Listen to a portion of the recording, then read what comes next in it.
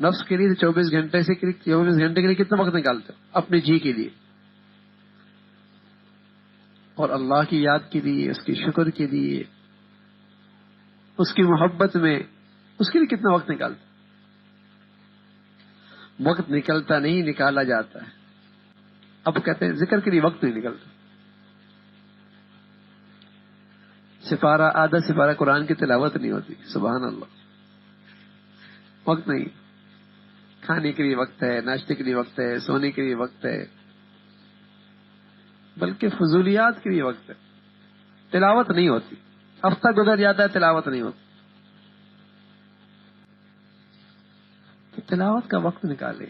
24 گھنٹے میں میاں تلاوت اور ذکر میں آدھا گھنٹہ بھی نکالتے نا، تسبیحات بھی ہو جائیں گی، تلاوت بھی ہو جائے گی، آدھا گھنٹہ۔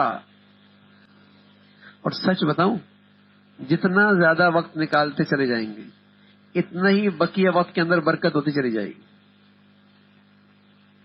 اور جتنا ذکر و اذکار کے لیے، تلاوت کے لیے وقت نہیں نکلے گا اتنا ہی پتہ ہی نہیں چلے گا وقت کہاں گیا ہے، پتہ ہی نہیں چلے گا وقت کہاں گیا ہے۔ رات گزری، دن گزرا، مہینے گزرے، ہفتے گزرے، سال، پتہ ہی نہیں لگے گا۔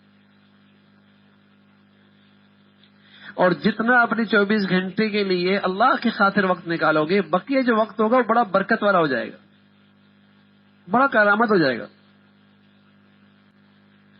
آدمی طے کرتا ہے اتنے نوافل پڑھنے ہیں، بھائی 24 گھنٹے میں سے کچھ نوافل آدمی مقرر کرے، کچھ تسبیحات مقرر کرے، کچھ تلاوت مقرر کرے، اور آگے بڑھے، یہ نہیں کہ پیچھے ہٹے۔ عمر تھوڑی رہ رہی نا بھائی، جب تو عمر تھوڑی رہی تو آدمی کمائی کو زیادہ کرنے کی ضرورت ہے۔ عجیب سی بات ہے، ہماری عمر تھوڑی ہو رہی ہے اور ہم جہاں جا رہے ہیں اس کے لیے اور کم محنت شروع کر دیں۔ پیارے رسول صلی اللہ علیہ وسلم نے تو دن میں 2/3 اور رات میں 2/3 اللہ کی یاد کے لیے نکالا ہے۔ 2/3 دن میں سے اور 2/3 رات میں سے اللہ کی یاد کے لیے نکالا ہے۔ تم 1/4 8واں کچھ تو نکالو بھی، 8واں حصہ جو بہت کم ہے وہ 3 گھنٹے، 8واں حصہ جو بہت کم ہے وہ 3 گھنٹہ ہے۔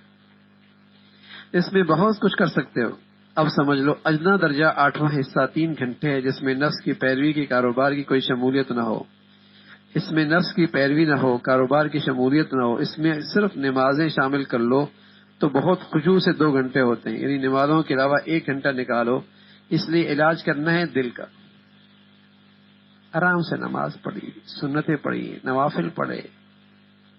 5 وقت کی نماز مشکل سے 1.5 گھنٹہ لگے، باقی 1.5 گھنٹہ ہے، یا 1 گھنٹہ ہی دے دو میاں، اس میں تلاوت، تسبیحات، دعائیں، بیٹھ کے اکیلے اس زندگی کا سوچنا جہاں جانا ہے، جو واقعی زندگی ہے، جو واقعی زندگی ہے بھائی۔ عجیب دھوکے میں پڑے، عجیب دھوکے میں۔ اللہ کے نبی فرمایا کرتے نا، انسان بڑا دھوکے میں، کس سلسلے میں؟ 2 نعمتیں جو اللہ نے اسے دی نا، بڑا دھوکے میں۔ ایک اللہ نے صحت دے رکھی ہے، دوسری فرصت دے رکھی ہے، بڑا دھوکے میں، نہ فرصت سے فائدہ اٹھا رہا ہے نہ صحت سے فائدہ اٹھا رہا ہے۔ ہوش تب آئے گا جب دونوں چلی جائیں گی، اس لیے کہ بیماری آنے نوٹس نہیں آتا، پھر بیماری آ رہی ہے، پتہ ہی نہیں لگتا، میاں بستر کا ہو کے رہ جاتا۔ اور ایسی مشغولیت آتی کہ ہوش ہی نہیں رہتا۔ یہ نعمتیں اللہ نے رکھی ہے، کماؤ نا اس کو آخرت سے۔ یہ نعمتیں تو آخرت کی کمائی کے لیے ہیں، اللہ نے فرصت دے رکھی ہے، سبحان اللہ۔ تلاوت کا معمول بڑھ گیا، نوافل کا معمول بڑھ گیا،